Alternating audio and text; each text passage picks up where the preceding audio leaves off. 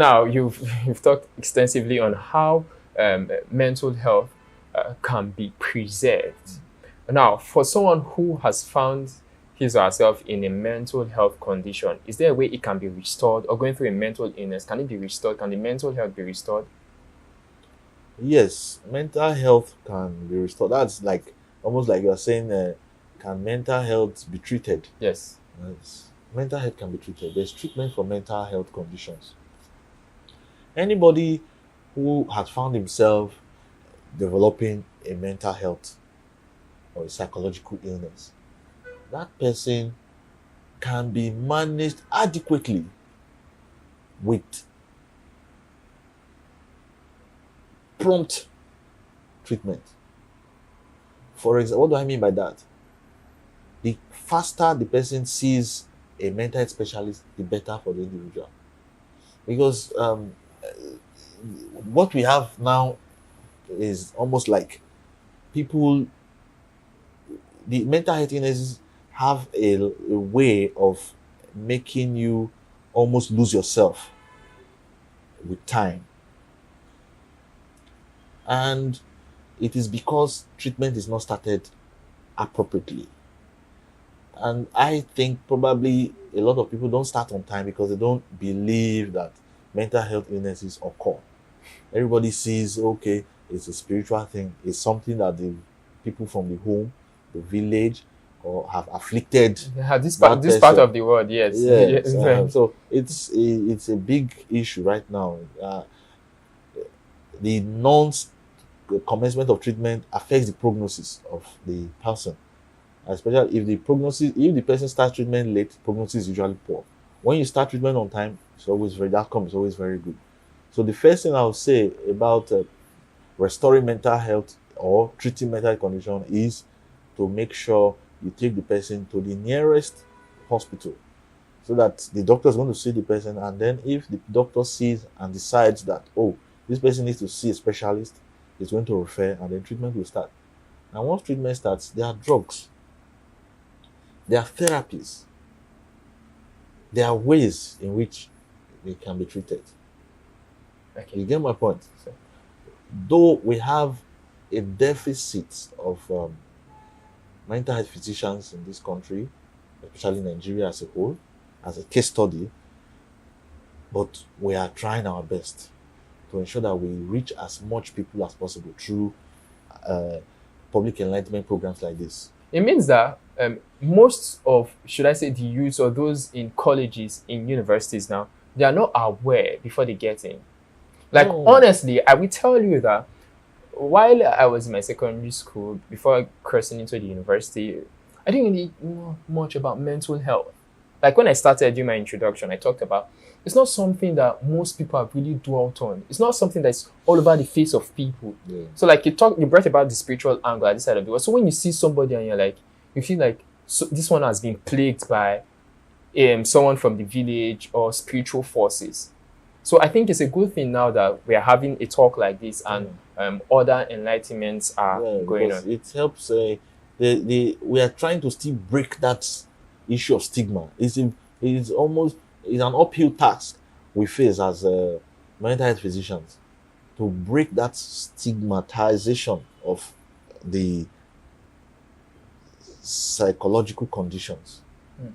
Because a lot of people will tell you, the doctor, you don't know what you are saying. There's really nothing like that. This thing is done at home. And families, because of the fact that they believe when another person hears they have this illness in the family, they will not come to marry their daughters, or they will stigmatize the family. It's always hushed. Rather than coming to the hospital, they will keep it there. Let's go to the village and take care of it, or let's go to the church. Let's sort out this issue, privately. Rather than people talking about it, they will keep it down. So you don't get to hear nothing about it. I remember then, growing up, even private clinics that have psychiatric intonations, or let's say they say this is a psychiatric hospital, then people, they just say, this family, we saw them entering there. Maybe there's somebody there. Stigma. Everybody starts looking at them in a funny way. You understand? So that is what we are still battling with till date.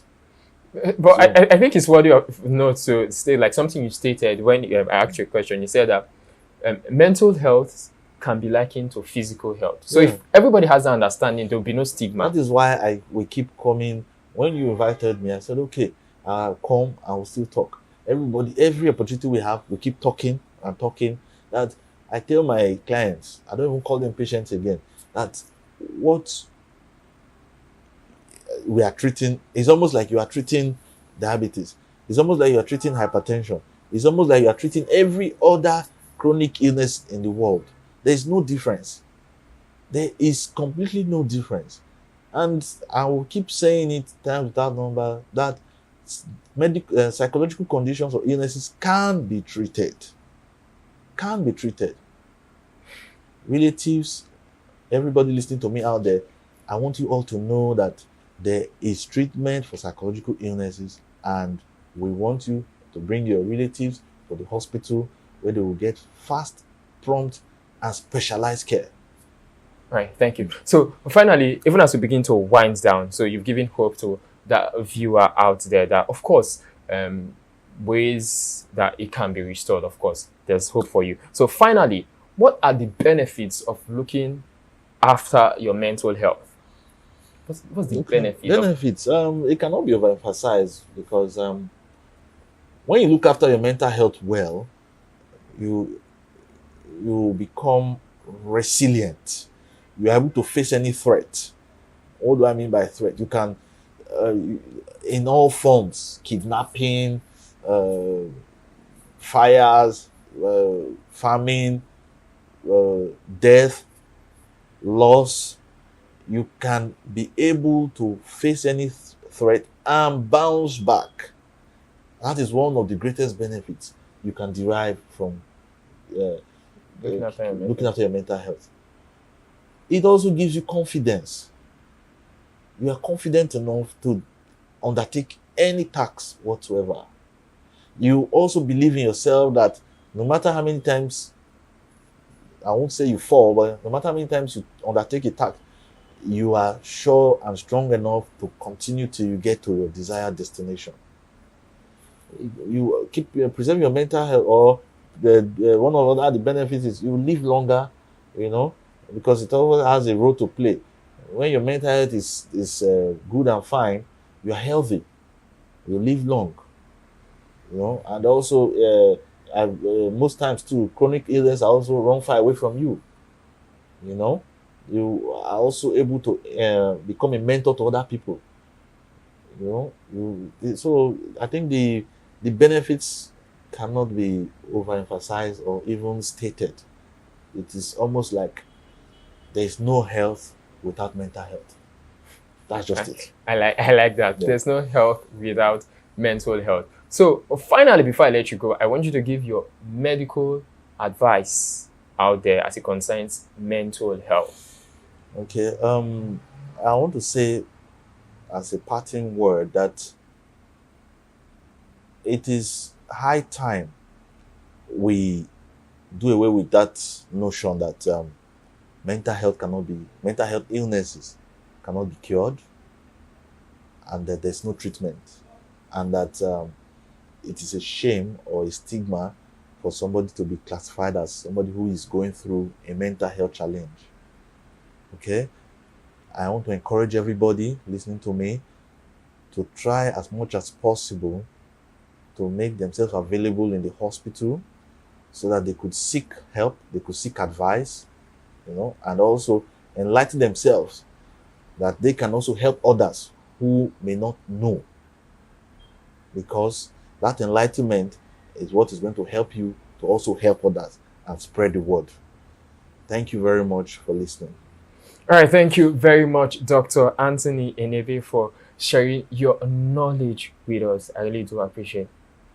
All right, so it has been an expository session with the mental health physician from the Federal Medical Center, Asaba, Dr. Anthony Enebe. So he has told you about your mental health. So do well to keep your state of mind healthy in order for you to be generally healthy.